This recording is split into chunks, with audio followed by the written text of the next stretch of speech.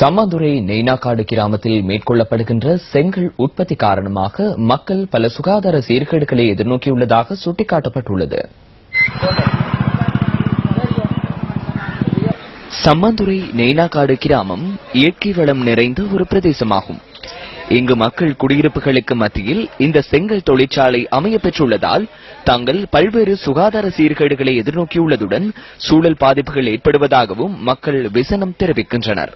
நீங்க அக்கறைப்படுத்தாரதா நாங்க இந்த பெரிய ஆட்கள் இந்த கண்ணை மூடுவோம் இந்த சாம்பல் வார புழுதிக்கு.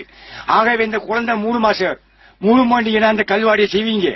ஆகவே இந்த கல்வாரியை நீங்க முட்டா அனுப்பி வைங்க. நானும் 40 வருஷ காலமா வச்சு இந்த கல்வாரியால் எங்களுக்கு பிரச்சனையா இருக்கு. இந்த பிரச்சனையை நீங்க முடிச்சு தரும்படி நான் கேட்டுக்கொள்றோம். போர்னை வச்சுட்டு அப்படி நாங்க சண்டை ஒழிச்சிட்டு பிரச்சனை ஏண்டைக்கு மிதிக்கிறாங்க. இந்த போர்னை அவ்வளவு நீங்க ஒழிச்சு தரோம். இந்த புள்ள முகத்தை பாருங்க அவ எப்படி நிலைமையில இருக்கின்ற வேலைக்கு நாங்க புடவையால காத்தடிச்சா மூடி வச்சுக்கிட்டு வீட்டுக்கு சாப்பிடுறோம். இந்த செங்கல் தொழிற்சாலையிலிருந்து வெளியாகும் மாசுக்கள் காரணமாக சுவாச ரீதியான உபாதைகளுக்கு இலக்காக நேரிட்டுள்ளதாகவும் இந்த மக்கள் விசனம் தெரிவிக்கின்றனர்.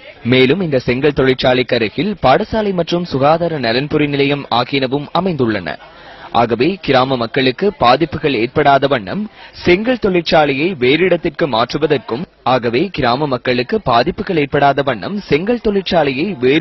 மாற்றுவதற்கும் சூழல் பாதிப்புகளை தவிர்ப்பதற்கும் நடவடிக்கை எடுக்கப்பட வேண்டும் என சம்பந்தப்பட்ட அதிகாரிகளிடம் மக்கள் கோரிக்கை விடுத்துள்ளனர்.